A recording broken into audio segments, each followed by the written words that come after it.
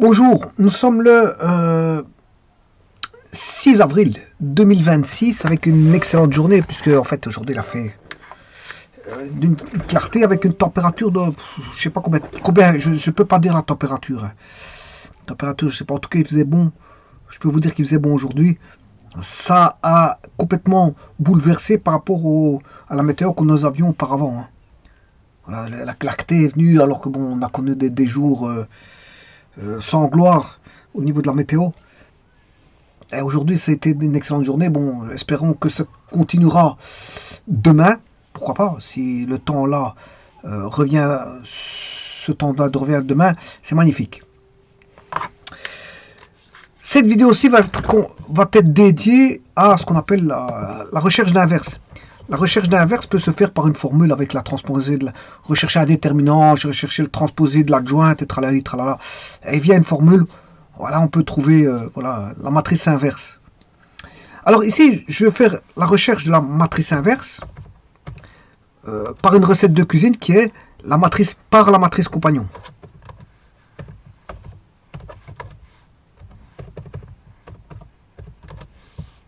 C'est-à-dire que, bon, qu'est-ce qui est en compagnie de qui? Ben, en fait, c'est deux matrices qui sont liées l'une à l'autre.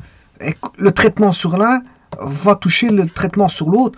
Et par succession des traitements, ben, on va arriver à trouver l'inversion de la matrice. Alors, le but principal ici, c'est de chercher l'inverse de la matrice. Hein. Si l'inverse existe, bien sûr. Donc, on a une matrice A. Ben, ce qu'on veut, c'est rechercher l'inverse de la matrice par une technique spéciale qu'on appelle, voilà, alors vous pouvez le faire par deux techniques, soit en pré-multiplication, ou en post-multiplication. Grâce à ça, bon, la pré-multiplication, c'est voilà, c'est une méthode qui permet de manipuler à partir de la matrice d'identité et voilà, manipuler des transformations élémentaires pour avoir des matrices élémentaires provenant de la matrice identité. Hein. Et par là même, bon, les transformations qui se feront sur une matrice A, ben, pourront être faites par une pré-multiplication ou une post-multiplication au travers voilà, de transformation élémentaire d'une matrice identité. En gros, la pré-multiplication, c'est manipuler des lignes, des transformations élémentaires sur les lignes. En gros, hein, bon, voilà, donc la pré-multiplication, c'est des manipulations élémentaires sur des lignes. Alors, on ne fait que sur des lignes. Hein. Pré-multiplication, c'est uniquement sur des lignes. Voilà. Alors, pour chercher la matrice inverse, ben, je vais utiliser soit la post-multiplication ou la pré-multiplication. Ben, généralement, on travaille sur les lignes. Hein. Bon, on est habitué à travailler sur les lignes. Sinon, vous pouvez manipuler, faire des manipulations élémentaires sur des colonnes. Alors, bien sûr, pour la recherche de la matrice inverse, on ne fait pas n'importe quoi. On ne commence pas par des lignes et puis on termine avec des colonnes. Le but, c'est pas de faire du n'importe quoi ici. Hein. C'est soit de travailler sur des transformations en ligne, ou soit de travailler sur des transformations en colonnes. Mais pas mélanger les deux. Quoi qu'il y a moyen d'arriver, voilà, à trouver la matrice inverse, en mélangeant les deux. Mais ici, il faut respecter, je veux dire... voilà ce que je suis en train d'expliquer ici. Parce que ça a une incidence sur la pré-multiplication ou la post-multiplication. Alors, pré-multiplication, qu'est-ce que c'est? Bon, à partir d'une transformation provenant d'une matrice identité, donc on a une matrice identité, hein, I fois une matrice A. À partir de cette transformation élémentaire qu'on appelle E, ça c'est E, hein, c'est E ronde. Voilà, E ronde, fois la matrice A, mais ça c'est une transformation sur des lignes. On aura, ça va se répercuter par une transformation sur des lignes. Bon, notez bien que c'est un produit matriciel. Hein. Donc, ce qui veut dire que le produit matriciel revient de matrices élémentaires provenant de la matrice identité, ou ça c'est la matrice identité, ou matrice élémentaire, ou unité, matrice unité, ou une matrice unitaire. Donc, I, d'ordre n, 2 x 2, 3 x 3, 4 x 4, etc. Alors, I, par exemple, si je mets... alors ça c'est la matrice unité, ou unitaire, ou la matrice identité, c'est la même chose. Simplement, si vous mettez I3, elle va ressembler à ceci. 1, 0, 0. Il n'y a que des 1 sur la diagonale. Et tout le restant est constitué de 0. Voilà. Ça, c'est une I3, n égale 3, c'est-à-dire une matrice carrée, 3 x 3. Alors, regardez bien ici, parce qu'il faut bien comprendre ça pour la recherche.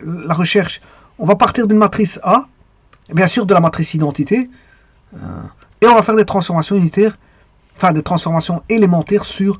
Alors, ici, je vais faire la pré-multiplication, puisque la post-multiplication, ben, c'est ceci. Hein. Ouais, ça, c'est une transformation sur des colonnes. Alors que je vous ai dit ici, je vais travailler sur des... Je vais opter la pré-multiplication. Hein. Je vais opter pour la pré-multiplication. Voilà. J'aurais pu travailler en post-multiplication. C'est pour ça que je vous dis qu'il ne faut pas mélanger les deux. Hein. Il ne faut pas mélanger les deux. Voilà. Soit vous faites la pré-multiplication, soit vous faites la post-multiplication. Alors, on peut éviter de faire un mélange. Alors, ici, moi, je fais mon choix. Je travaille sur uniquement des transformations sur ligne. Donc, la pré-multiplication. Alors, bien sûr, c'est dans les deux sens. Hein. Ça va dans les deux sens. Hein. Dire que vous faites une transformation que vous multipliez par la matrice A, c'est faire des transformations sur des lignes. Si maintenant vous faites des transformations sur des lignes, ça veut dire aussi le contraire, que vous avez fait voilà, une pré-multiplication d'une matrice provenant d'une matrice identité, transformation élémentaire d'une matrice identité, fois A. Ça va dans les deux sens. Hein. D'ailleurs, vous allez le voir tout de suite. Et grâce à ça, ben, on aura toujours deux matrices l'une à côté de l'autre, parce qu'il y a une matrice de départ qui va se transformer voilà, par des transformations élémentaires. Et moi, comme j'ai dit que j'allais prendre la pré-multiplication, ben, on aura une série de... Voilà, on va partir d'une matrice de départ. Voilà, matrice A. À partir de cette matrice-là, le but c'est d'aller chercher la matrice inverse. Alors, grâce à partir de quoi ben, si je fais I fois A, voilà, celle-ci va se transformer aussi, la matrice I. Alors, justement, cette matrice I va donner la matrice inverse par des transformations élémentaires EI. Et A, que va devenir A? Ben, A, il va devenir I. A va devenir I. Alors, je rappelle qu'ici, A-1 fois I, c'est A-1. I fois A, ben, ça fait A. Donc, on aura trouvé, ben, à partir de A, on aura obtenu A', A-1. Simplement, ici, on ne va pas l'appeler le A-1. C'est tout simplement une matrice B, résultant de transformation élémentaire. Alors, vous allez voir comment ça se passe. Vous allez voir comment ça se passe.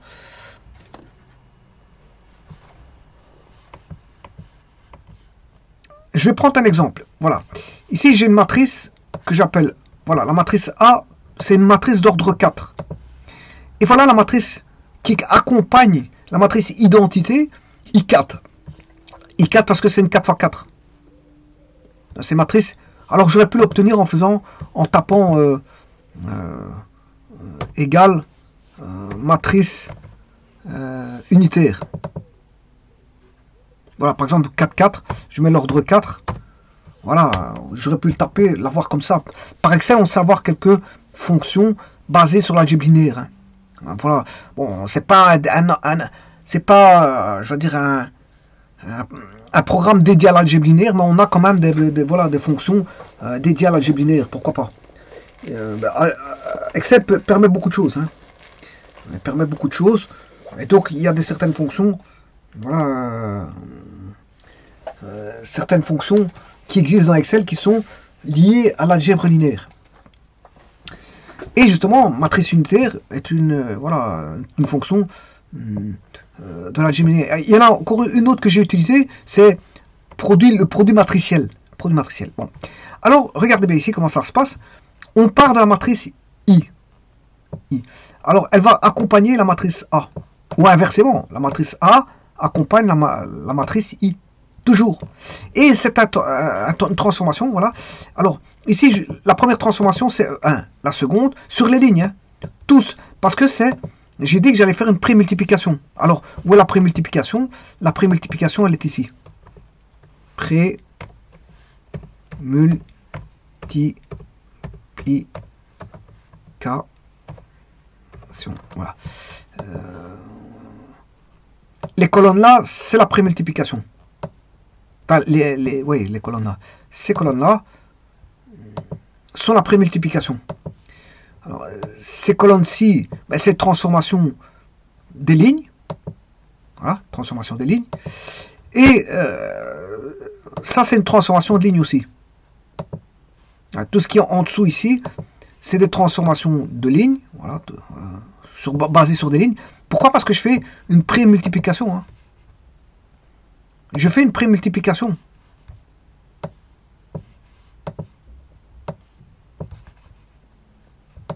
Donc, c'est des transformations sur des lignes. Elle est basée sur des lignes. Parce que c'est une prime. Maintenant, si j'avais une post-multiplication, déjà, on n'aurait pas eu E1 fois A, mais A fois E1. Voilà. Je vous rappelle que la multiplication n'est pas commutative. Elle est anticommutative, sauf dans certaines conditions. On peut avoir la commutativité, mais c'est sur base de... c'est conditionné. Mais en général, on n'a pas la commutativité. Donc, faire... Et d'ailleurs, on peut le remarquer tout de suite, hein, regardez bien. Si je ne prends pas une matrice carrée, une transformation élémentaire en précondition,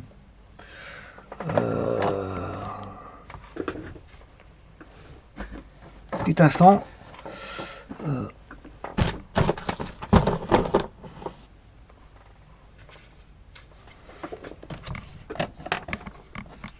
Petit instant, je m'excuse.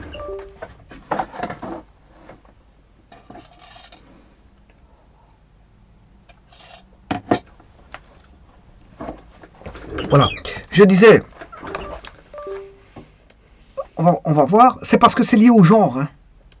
Déjà de 1, E fois une matrice A, supposons qu'on a du 4, 3, c'est matrice rectangulaire A, alors celle-ci elle est toujours carrée. Hein. Donc ici je suis obligé de mettre une 4, 4 pour pouvoir la multiplier. 4, 4. Alors on peut écrire aussi 4 fois 4, ou 4 fois 3, voilà on peut aussi écrire la matrice de transformation élémentaire appartient à K, 4 fois 4, A appartient à K, 4 fois 3, bon, il y a plusieurs écritures possibles. On va dire si c'est une 4 fois 3, et le résultat, qu'est-ce que c'est que le résultat? C'est une matrice que je vais appeler B, qui est une 4 fois 3. 4 fois 3.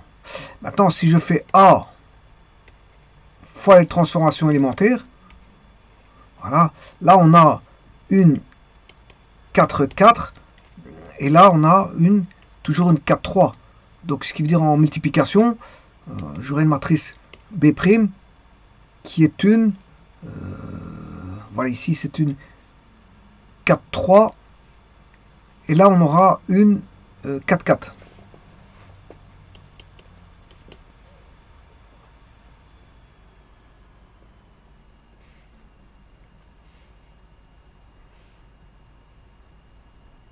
Ah oui, non, non, non, ici je peux pas multiplier. Non, je peux pas multiplier ici. Parce qu'ici, on a 3, 4. 3, 4. Donc ça ne va pas. Ouais, ici, je peux pas le multiplier. Voilà, je peux pas le multiplier. Donc là, j'aurai pas de résultat ici. j'aurai pas de résultat.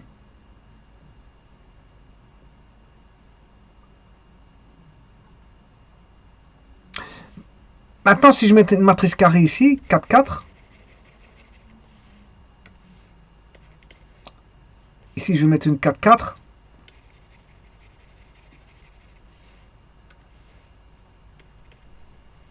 Là, on aura B',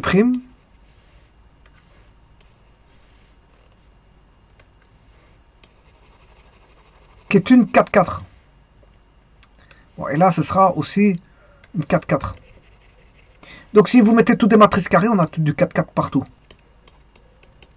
Voilà, là c'est possible. Alors, je pourrais écrire ça comme ça. Donc, là, on aura une 4, 4, 4, 4. Voilà. Mais elles sont... voilà. En fait... donc, 4, 4. Voilà. Donc, vous voyez que une matrice, si je mets une matrice A fois B, on n'a pas forcément la commutativité. Hein. Déjà à cause du genre. Déjà à cause du genre. Voilà. En premier lieu, c'est le genre qui fait que, bon, on comprend pourquoi on n'a pas de commutativité à cause des genres. Bon, ben, en tout cas, si je fais une transformation fois A, ça donne une matrice B. Et si je fais A fois une transformation E, ça donne une matrice B'. Voilà. Et si vous mettez des carrés, des matrices carrées, 4, 4, 4, la matrice identité, c'est une 4, 4 d'office, parce que A est une 4, 4, donc pour pouvoir multiplier, je dois mettre du 4. Je mets du 4. Et là, j'ai du 4, je dois mettre du 4. Bon, mais moi, je vais utiliser la prémultiplication, ceci. Et pas l'autre. Et pas A fois. Et c'est ce que je vais faire. Mais, j'ai dit que... Donc ici, je fais une transformation. Première transformation de I4. I4 va devenir ceci. E1 va devenir E2. E2 va devenir E3. Et ainsi de suite. C'est un mouvement itératif. Voilà. Alors, A, toujours avec la même transformation qui est ici, ben, ça va devenir ceci. Alors, qu'est-ce qu'on regarde d'abord? En fait, c'est ici qu'on regarde, hein, pour faire la transformation ici. Et celle-ci, elle suit. Donc, qu'est-ce qui suit? Ben, c'est E1 qui suit, si vous voulez, E1 suit la transformation. Alors, le but de la manœuvre ici, c'est de ramener à la matrice identité. Hein. Donc, je vais ramener à la matrice identité qui est là. Donc, vous voyez le suivi. Toutes les transformations basées sur les lignes, c'est pour avoir une matrice identité.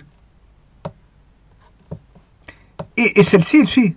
Une fois que vous avez mis la transformation ici, ben, la transformation va s'appliquer là. Elle va s'appliquer là. Bon, alors, on va regarder après ça. La transformation E1. Ben, bon, j'ai un pivot. Ici, j'ai un pivot. C'est d'avoir un 0 ici. Ben, je fais L2 moins L1. L2 moins L1, j'ai 0. Et je fais ça pour toute la ligne. Et alors, je fais ça pour tout ça ici. Par rapport à cette matrice-là. Je fais L2 moins L1. Voilà. Une fois qu'on a ceci, ben, j'essaie d'avoir un 0 là. Donc là, j'ai obtenu un 0 là. Pour construire ma matrice identité. Et voilà, j'ai mon 0 ici. Et puis, je veux avoir un 0 là. Donc, pour ça, pour avoir un 0 ici, ben, il faut faire L3 moins 2 L1. L3 moins 2 fois L1. Et je fais ça pour toute la ligne. Mais je fais ça pour l'autre matrice aussi. L3 moins 2 fois L1. Et j'obtiens, voilà, cette ligne-là. L3. Le restant, il ne change pas. Hein. 1, 0, 0, 0, il ne bouge pas. 1, 0, 0, il ne bouge pas. Puisque je traite la ligne 3. La ligne 2 ne bouge pas. Voilà, elle ne bouge pas. Et la ligne 4 ne bouge pas. Bon, la ligne suivante. Je vais avoir un 0. Je cherche à avoir un 0 ici. En lieu et place du 3. Ben, je vais faire L4 moins 3 L1. Alors mon pivot, bien sûr, c'est toujours celui de la colonne ligne 1, colonne 1. Hein. Le pivot, il est là. Voilà, le pivot, il est ici. Je travaille toujours pour ce pivot-là. Voilà. Puis quand on a la transformation ici, je l'applique dans la matrice précédente ici. Et je vais avoir ceci. Et donc là, la manipulation donne ceci. Et ainsi de suite. Bon, maintenant, une fois que j'ai ça, j'ai ma série de 0 ici. Ça construit, ça commence à construire la matrice identité. Alors maintenant, je vais chercher un pivot ici. Alors, il me faut un 0 là, parce que voilà, il faut un 0 ici. Alors, je fais L3 moins L2 pour avoir L3. Donc, j'ai bien un 0 ici. Et donc, je fais L3 moins L2 ici. Celle-ci va changer. Ensuite, il me faut un 0 là. Donc, ici, comme ça, j'aurai mes deux 0. Mon pivot, c'est toujours celui qui est ici. Et je fais L4, L4 moins 2, L2. Donc ça, c'est la transformation L5. E5 va donner ceci. E4. Donc, celle qui va changer, c'est celle-là. C'est la ligne ici. La 4. Et bien sûr, celle-là. Hein, parce que je change la 4 ici. Voilà, mais je vais changer la 4 ici. Voilà. La ligne 4. Et donc, ça, c'est la transformation E5. Ensuite, une fois que j'ai... Là, je vais travailler avec le pivot qui est ici. Pour avoir un 0 là. Donc je travaille avec ce pivot-là. Pour avoir un 0 ici. Mais là, j'ai déjà réussi à obtenir un 0. Parce qu'ici, il m'a sorti voilà, un 2. Non, j'ai rien dit. Je fais L4 moins 2 L3. L4 moins 2 L3. Et là, j'ai bien un 0. Ici. Donc vous voyez que j'ai presque ma matrice unitaire.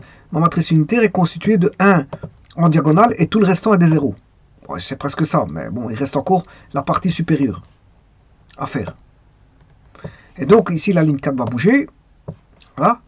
Alors maintenant,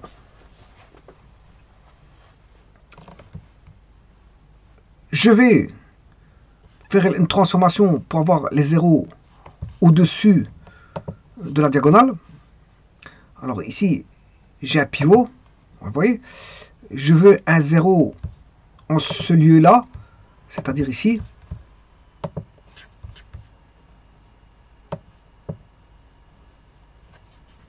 Alors je fais L3 moins L3 moins L4. L3 moins L4. L3 moins L4, 1 moins 1, ça fait 0. Et je fais ça pour toute la ligne 3. Les autres, ils ne bougent pas, hein, ça va rester 0, 0, 1, 0, 0, 0. Il n'y a que celui qui là qui va bouger. Alors, par contre, ici, je fais la même transformation en ligne 3 et j'obtiens cette ligne-là. Ensuite, j'ai toujours mon pivot qui est là. J'ai déjà traité celui-là. Fait. Maintenant, je vais traiter celui-là. Alors, je traitais la ligne 2. Alors, toujours avec le pivot qui est là. Et puis après, je fais voilà, L2, L2 moins L4. Le pivot étant L4. Hein, voilà, et L1 ici pour avoir la dernière série de... Enfin, la dernière 0, enfin le premier 0 qui est ici, voilà, là à ce moment-là je fais L1 moins L4, et donc ça termine, j'ai réussi à mettre un 0 ici, un 0 là, et un 0 là, voilà, donc j'ai tous des 0 ici, et bien sûr, la transformation va se faire ici, sur la ligne là, parce que je travaille avec la ligne 2, là je travaille avec la ligne 1, la transformation va se faire là, et bien sûr là, puisqu'on a obtenu un 0 ici. Alors maintenant, le pivot il change. Le pivot est en ligne 3, il revient en ligne 3. Vous voyez, le pivot au départ, il était en ligne 1, 2, 3, 4. Maintenant, le pivot va redevenir en 3 et 2. Enfin que, voilà, 3 et 2. Alors, maintenant, je travaille avec le pivot en ligne. Bon, j'ai réussi à avoir le 0 ici. En faisant L3 devient L2 moins L3. Et puis après, toujours avec le pivot ici, qui était là. Pivot ici, ben, je vais chercher le deuxième 0 qui est, qui est en première ligne, troisième colonne. Donc là, il ne me reste plus qu'un 0, et là ça termine. Voilà, vous voyez qu'ici vous avez presque la matrice unitaire. Pour avoir la matrice unitaire, il suffit de traiter le dernier 1 là qui va devenir le 0 ici. Et donc je fais L1 moins L3, et donc la ligne 1 là change. Et là, qu'est-ce qui se passe? En finalisant l'opération, en obtenant, petit instant, parce que je vais zoomer, parce que voilà, ici, en finalisant toutes ces opérations, j'obtiens la matrice inverse ici, qui est la matrice B. Alors B fois ceci fait la matrice inverse. C'est normal, parce que ça, c'est la matrice unitaire. Mais ça, c'est la matrice B. C'est la matrice B, qui provient de toutes les transformations de la matrice unitaire. E1, E2, voilà, et on a ceci. Alors ceci, ça vient de toutes les transformations provenant de la matrice A. Voilà. On a ceci. Et bien sûr, la matrice B, qui est l'inverse, fois ceci, donne la matrice inverse. Alors je vais tout de suite prouver que c'est un inverse. Alors si je fais la matrice A, elle est là. Alors je vais faire A-1 fois A, ou A-1 fois A, ou A fois A-1, doit donner la matrice unité. Et effectivement, ici c'est la matrice inverse A-1, ça c'est la matrice A, eh bien j'obtiens bien la matrice unité. Donc ça veut dire que le résultat, il est bon. Le traitement a été fait correctement. Alors la matrice inverse, elle est là. En exposant, voilà. C'est celle-ci. Voilà, ou c'est pour celle-là, mais celle-là, ça vient de la c'est pour dire que ça vient de la transformation des E. Alors maintenant, autre chose. Maintenant, je veux voir la prémultiplication. Si vous faites, j'ai fait le produit de celui-là par celui-là, j'obtiens bien cette matrice-là. Donc vous voyez que en changeant des lignes, j'ai manipulé des lignes, j'ai trouvé un résultat ici. Mais si je fais ceci fois ça, fois la matrice A, j'obtiens ceci, qui est la transformation de la matrice A. Donc j'ai bien une prémultiplication. Parce que ça, c'est en produit. Hein. J'ai fait, voilà, vous voyez que c'est produit, j'ai fait produit matriciel, hein, égal produit, voilà, produit matriciel. Alors, je vous avais dit que il y a beaucoup il y a quand même quelques fonctions basées sur l'algèbre linéaire. Et produit matriciel en est un autre. Hein. Donc ici, j'ai fait ça. J'ai fait le produit matriciel.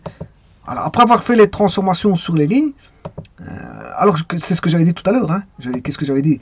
J'avais dit que, voilà, ici, j'avais dit, une transformation sur des lignes correspond, correspond à une multiplication matricielle par rapport à une matrice identité. Hein. Voilà, bien sûr, le E que vous voyez ici, provient d'une transformation de la matrice I. Voilà. Donc, faire une transformation sur les lignes, ben, ça revient à un produit matriciel. Et inversement, c'est ce que j'avais dit. Faire un produit matriciel, ça revient, par rapport à une transformation élémentaire, bien sûr, ça revient à une transformation sur des lignes. Ça va dans les deux sens. Mais dans la matrice compagnon, bien sûr, ça va que dans un seul sens. Hein. Ça va dans vous faites une transformation sur ligne, et puis, bien sûr, vous vérifiez. Hein. Vous pouvez vérifier par le produit matriciel, la prémultiplication. Hein. Vous faites ceci fois ceci, vous obtenez ceci. Et ceci, c'est ce que vous avez obtenu par les transformations de ligne. Alors maintenant, bien sûr, ici, on a transformé celle-ci au travers de L3 égale L3 moins L, enfin, L3 devient L3 moins 2L1. Ici, c'est L3 devient L3 moins 2L1 par rapport à la précédente. Voilà. Et alors, si je fais la multiplication de celle-là pour vérifier par celle-là, ben, j'obtiens celle-là. Et puis, la multiplication de celle-ci par celle-ci, j'obtiens bien celle-ci. Et celle-ci, eh bien, celle-là. Alors, maintenant, je fais une multiplication de celle-ci par A. Eh bien, j'obtiens quoi? Ben, j'obtiens celle-ci. Et donc, là, ça me permet de vérifier, voilà, si toutes les étapes sont bonnes, hein, au niveau de la matrice de compagnie, au fur et à mesure. Hein. Donc, c'est une opération où vous pouvez avoir, je veux dire, un suivi et voir si c'est bon. Voilà, donc, il n'y a pas de difficulté dans la matrice compagnon. Hein. Il suffit de remultiplier par la matrice A, voir si vous obtenez bien la transformation que vous avez voulu faire. Alors, s'il y a une erreur, c'est que, voilà, vous savez où est l'erreur. Elle se trouve en la transformation de la matrice élémentaire E, par exemple E7. Si vous avez une erreur ici, en multipliant celle-ci, vous avez obtenu celle-ci. Voilà. Donc, vous voyez le cheminement. Hein. On commence par traiter ceci. Ça, c'est l'opération numéro 1. Deuxièmement, celle-ci. Et vous vérifiez celle-là. C'est une vérification. Alors, la vérification, c'est par une multiplication de celle-ci, par exemple, avec A. C'est toujours avec A. Alors, et là, maintenant, je vérifie s'il y a l'égalité de matricielle. Voilà, celle-ci est égale à celle-ci. Donc, tout est bon. Et je les vérifie toutes jusqu'à la dernière. Et donc, à la dernière, j'obtiens aussi la matrice unité, hein, effectivement. Donc là, c'est la matrice unité, puisque je l'obtiens ici. Donc, celle-ci fois la matrice A, voilà ici, je dois retomber sur la matrice unité. Et donc, vous voyez que la technique de la matrice compagnon, on ne sait pas se tromper. Pourquoi? Parce que si vous avez une méthode de vérification par rapport à vous faites les transformations sur ligne et vous vérifiez avec la multiplication matricielle. Et donc, si les matrices ne sont pas égales, c'est que vous savez que là où si vous êtes en transformation E7, E5, et qu'il n'y a pas d'égalité, c'est que à cette étape-là, à la transformation de la matrice élémentaire E5, la matrice élémentaire E5, il y a un souci quelque part. Bon, on sait bien que le souci va se situer là. Puisque en faisant ceci, à moins que vous ayez mal multiplié la matrice là par A, hein. Bon, ça peut encore arriver. Peut-être que c'est bon votre résultat, mais vous multipliez mal, que vous croyez que vous avez une erreur. Voilà. Donc, on va considérer que si vous faites bien la multiplication de la matrice E4 avec A, E5 avec A, E6 avec A, etc., et que vous obtenez, si vous obtenez quelque chose de différent par rapport à la matrice A, AI, ben ici c'est A4. Hein. Voilà. Donc si ce E4 fois A, E4 fois la matrice A, E4 fois la matrice A, voilà, A4, E4 fois la matrice A, doit donner, E4 fois la matrice A, doit donner ceci. Et donc, bien sûr, là, hein, le produit, je l'ai fait ici. Il doit donner ça. Alors, si vous n'avez pas ça, c'est qu'il y a une erreur en E4. Ici, quelque part, E4 ou A4. Ici, quelque part, vous avez un problème. Le problème vient de là. En considérant, bien sûr, que vous multipliez correctement E4 avec A. Hein. Bon, on va dire ça comme ça. De toute façon, dans les machines à calculer, maintenant, les machines programmables et tout ce qui s'ensuit, on sait rentrer facilement des produits matriciels. Hein. Il suffit de rentrer les données. Voilà, pour autant que vous encodez correctement les données et que vous sachiez comment on fait pour multiplier une matrice par une autre, bien sûr, en respectant, je veux dire, toutes les syntaxes, en respectant le mode opératoire pour pouvoir multiplier avec deux matrices et encoder tout correctement. Si vous avez tout fait correctement, vous ne pouvez qu'obtenir quelque chose de correct. Hein. Et donc, si vous n'avez pas ça, si le produit matriciel que vous venez d'obtenir n'est pas celui-là, ben c'est qu'il y a un souci là. Vous savez où est le problème. Donc, c'est vrai qu'il y a beaucoup d'étapes. C'est vrai qu'il y a beaucoup d'étapes, mais on sait s'y retrouver par une vérification en produit matriciel. Et alors ici, comme j'ai travaillé sur des lignes, il faut faire une prémultiplication. C'est-à-dire qu'on fera E4 fois A, et non pas A fois E4. Puisque en post-multiplication, on fera A fois E4. Mais en prémultiplication, on fait E4 fois A. Alors, ici, moi, j'ai travaillé en prémultiplication, donc c'est toutes des transformations sur des lignes. Hein. Toutes des transformations, ça va coïncider avec toutes des transformations sur des lignes. En post-multiplication, c'est toutes des transformations sur colonne. Mais à ce moment-là, si vous voulez vérifier, c'est fois A fois E7, A fois E8, et non pas E7 fois A. On va dire ça comme ça. Alors maintenant, qu'est-ce que ça veut dire quoi? Alors, on peut comprendre pourquoi on trouve l'inverse. Hein. On peut comprendre. Alors, on va voir ça tout de suite. Qu'est-ce qu'on a fait? Alors, on est parti d'une matrice 1. Alors ici, j'ai fait 11 transformations, je crois. Voilà. Alors, j'ai fait I, je pars de I, j'ai A. Alors, E1 est une transformation des lignes sur A, qui va donner A1. Et donc, A1 va faire en sorte que I va se transformer en E1, en une matrice élémentaire E1. Donc vous voyez qu'on provient de la matrice identité. Ensuite, on aura A2 par une transformation élémentaire qui va donner ici E2. E2 va donner E3. Et ainsi de suite. I, voilà, et puis 3 petits points. I est compris entre 1 et 11.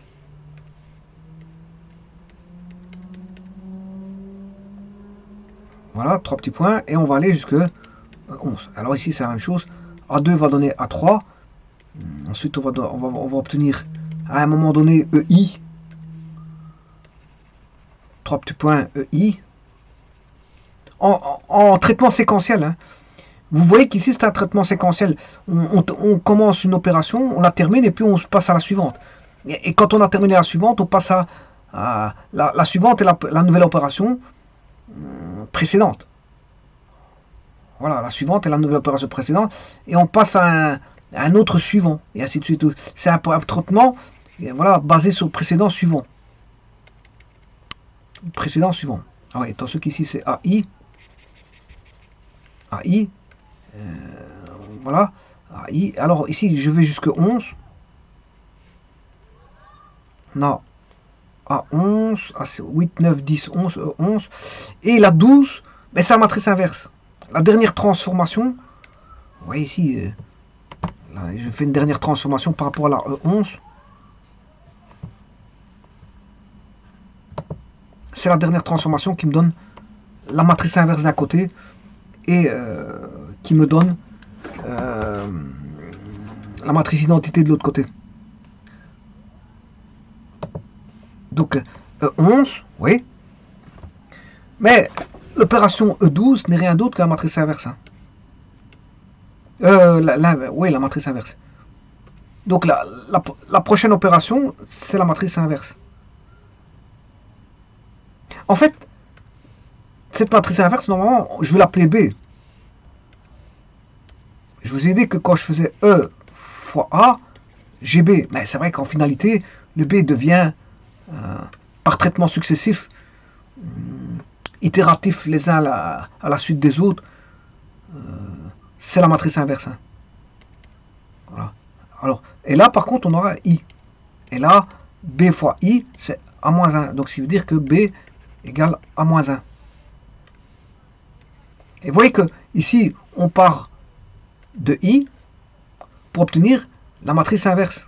B égale A-1. Par contre, ici, on part de A, voilà, et on aboutit à I. On aboutit à I.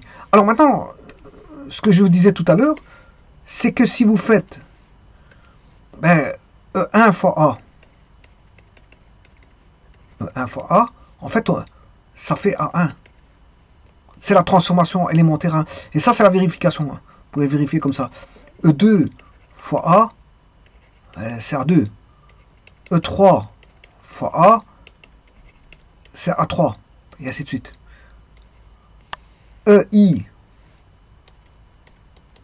fois A, c'est AI. Et la dernière,